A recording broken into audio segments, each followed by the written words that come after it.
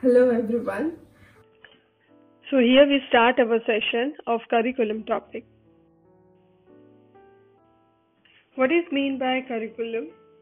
Curriculum is a systematic arrangement of the sum total of selected experiences planned by a school for a defined group of students to attain the aims of particular educational program. This definition is given by Florence Nightingale International Foundation.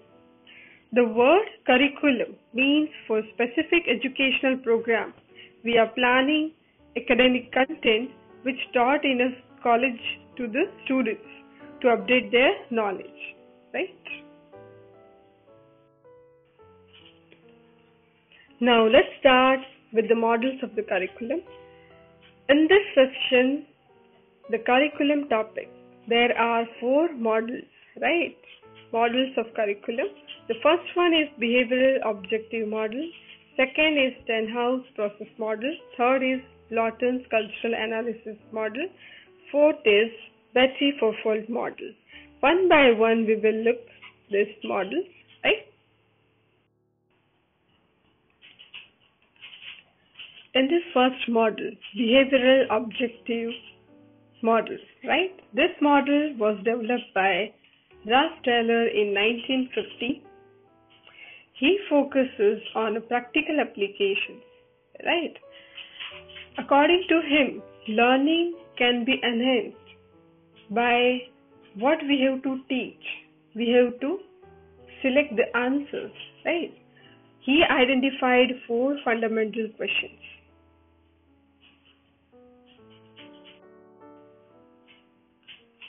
These are the questions. According to him, we have to answer these questions and only then we can create a good curriculum. First question, what educational purposes should the school seek to attain, that is its objectives?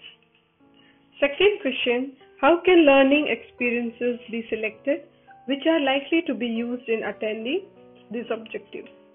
Third question, how can learning experiences be organized for effective instructions?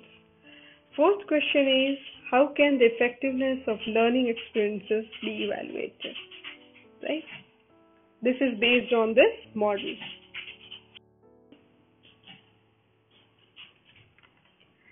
The second model is Stenhouse process model. Lawrence Stenhouse in 1975 formulated the process model. According to this model emphasizes on process of education.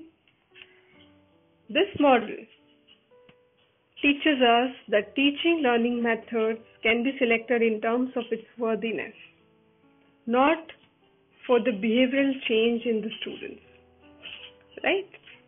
According to this, teacher's role is to appraise the students' work with the focus on developing self-appraisal qualities among the students, right?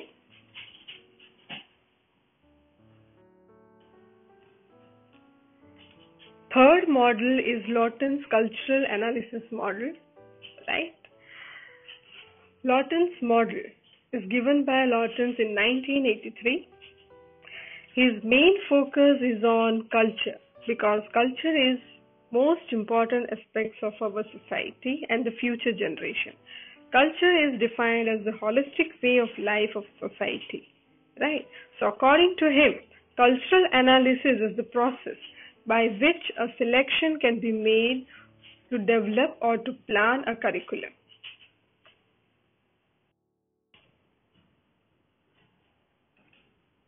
The fourth model is Beattie fourfold model.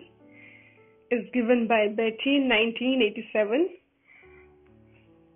According to this model, there are 4 fundamental approaches, right? The first one is curriculum as a map of key subjects. In this, we have to map out the key subjects in the nursing curriculum, right? Second is curriculum as a schedule of basic skills. In this, we have to look out basic skills of nursing practices. The third point is curriculum as a portfolio of meaningful personal experiences. In this, students are at the center of the learning, right? So according to their interest and experiences, we have to develop our curriculum. Now, curriculum planning and the development. How we are planning the curriculum and how we are developing the curriculum, right? It includes the steps. First is levels of curriculum planning. Second, elements of curriculum planning. Third, principles of curriculum development. Fourth, steps in curriculum development. And fifth, factors influencing curriculum development. So one by one we will see these topics.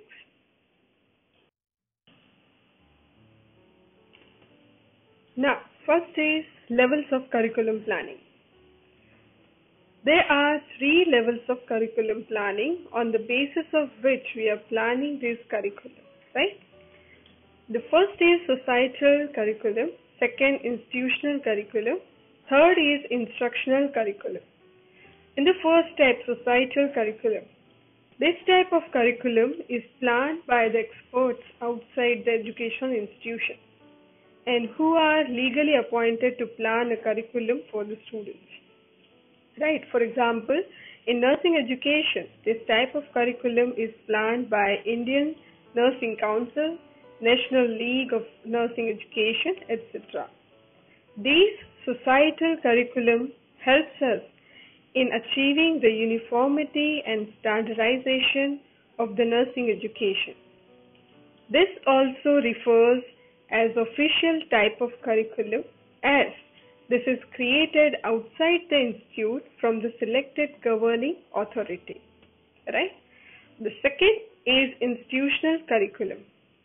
This type of curriculum is prepared by the faculty of the institute for a particular group of students for a definite period of time, means all the concerned faculties from specific subjects plan the course together for their students. The institutional curriculum is synonym with the actual type of curriculum, right? The third is instructional curriculum. This type of curriculum is prepared by the individual teacher at the instructional level to give the broader knowledge for a specific topic or a course. This is the difference between these 3 levels, right? Now look here, what are the elements of curriculum planning? Number 1, planning. Planning for a specific area of knowledge which we want to acquire. Second, planning various courses, right? Various subjects. Then third one, unit planning. We have to plan for a unit. Right, in the subjects we are planning different units. Then fourth step is lesson planning. In the unit also, the specific topic we are selecting and on that we are planning the lesson.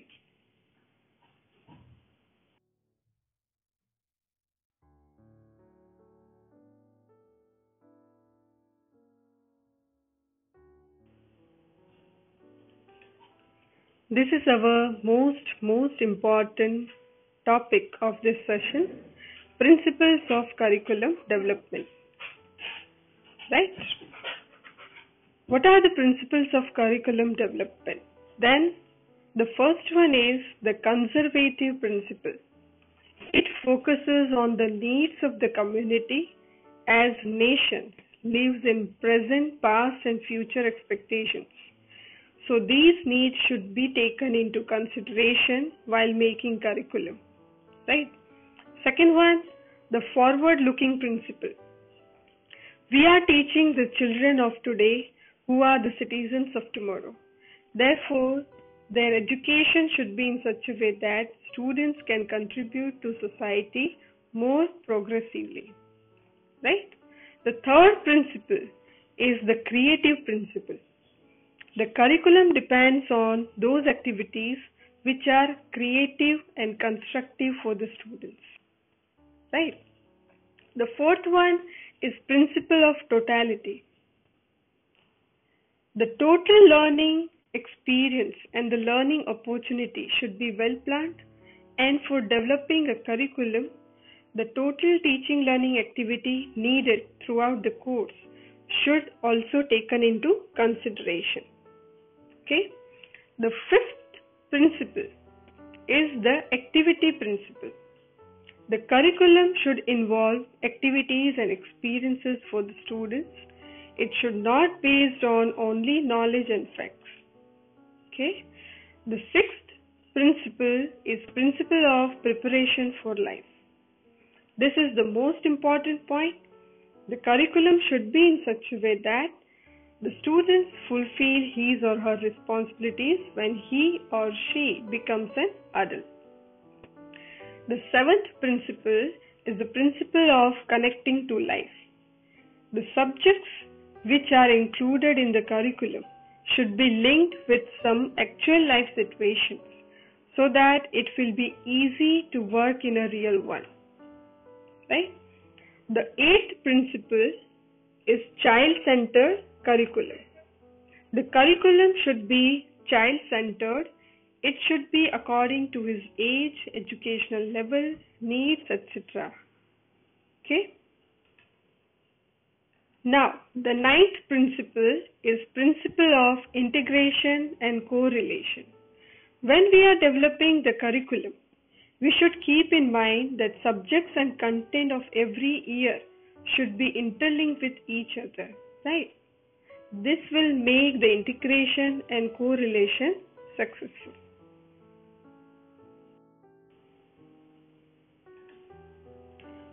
Tenth point is principle of comprehensiveness and balance. The curriculum should be framed in such a way that it focuses and gives learning of every aspect of life, whether it is economic relationship, social activities, occupations, etc. Right? The 11th one is the principle of loyalties. The content of the curriculum should be true, which gives the sense of loyalty to the family, the school, the country, and the international community. Right. The 12th principle is principle of variety and flexibility. Variety, it means different kinds of activities should be provided in learning and teaching activities. Curriculum should be flexible to do the necessary modifications when needed. Right. The 13th principle of connecting to community needs. Curriculum development should fulfill community needs, for example, lifestyle of the people, cultural background, etc. 14th is principle of connecting with social life. Human beings are social animals. Students should learn other subjects connecting sociology too for living well-adjusted life in a democratic society. Right? The other principle is training for leisure. It should include co-curricular activities, relaxation time, library utilization, etc. too. Right? 16th, principle of core or common subjects. Common subjects for upgrading knowledge should place in the curriculum. Right? 17th, the principle of all-round development of body, mind and spirit. It means all kinds of experiences should be provided to the students so that they develop their future full potential. Right? 18th is principle of democracy, secularism and socialism. A curriculum should teach the child about democratic, secular and socialist state. Right? Other is principle of dignity of labor. It means it should help the students to develop a positive attitude towards all kinds of jobs in addition to the white-collar ones. Dignity of the work should be maintained. Right? Next is principle of character building. It helps the students to promote human and social values. So these are the principles of curriculum development or planning. Right?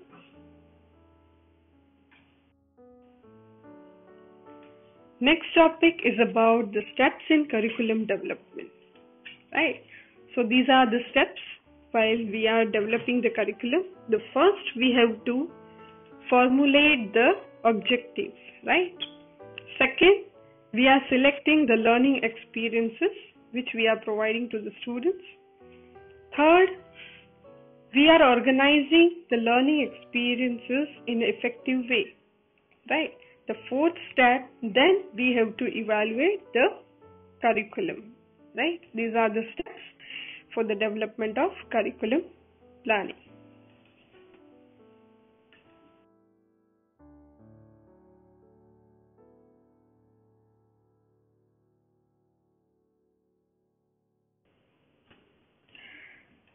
Next is, which are the factors influencing curriculum development, right?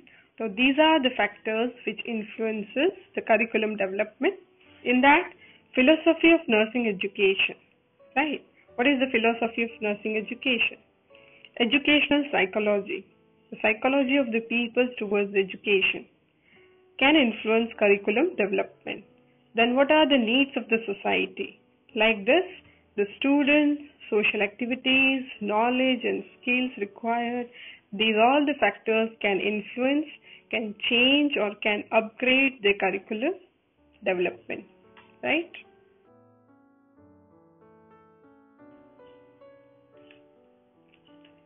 In the curriculum implementation, the curriculum committee members are changing and deciding about the curriculum or the syllabus, right? In that, then they are implementing that plan in the educational organization.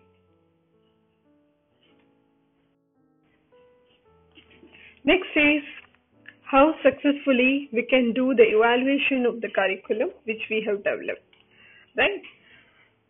In that, the evaluation of 5 M's is done. First is men, second money, third materials, fourth methods, fifth minutes. The first men, in that we have to check whether the curriculum has been organized and implemented properly by the faculty members or not. The second money, in that we have to check whether money meant for curriculum development is utilized properly or not. Third, materials. For this, check about the textbooks, literature needed for the studies are printed well or not.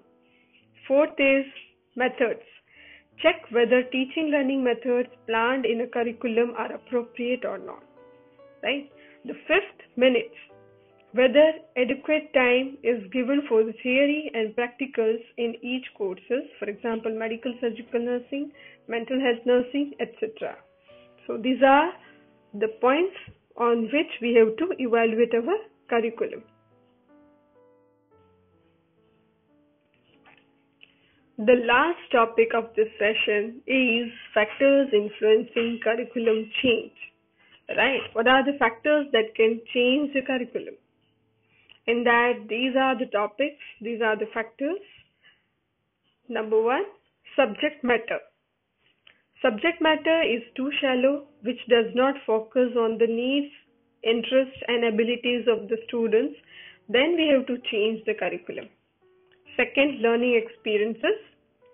Learning experiences are arranged based on the hospital classification system of patients.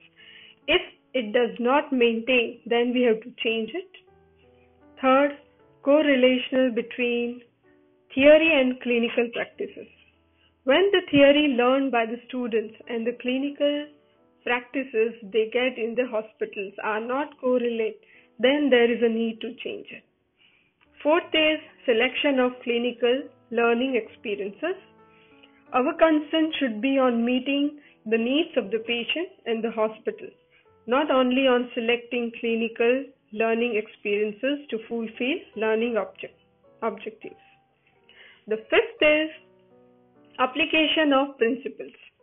The principles of cultural, psychosocial, legal and ethical aspects of care should be included, which are often forgotten. Sixth, individual learner and students, right? At last, it should be focused on the students in making choices and realizing their responsibilities. So these are the factors that can change the curriculum development and the whole syllabus, right?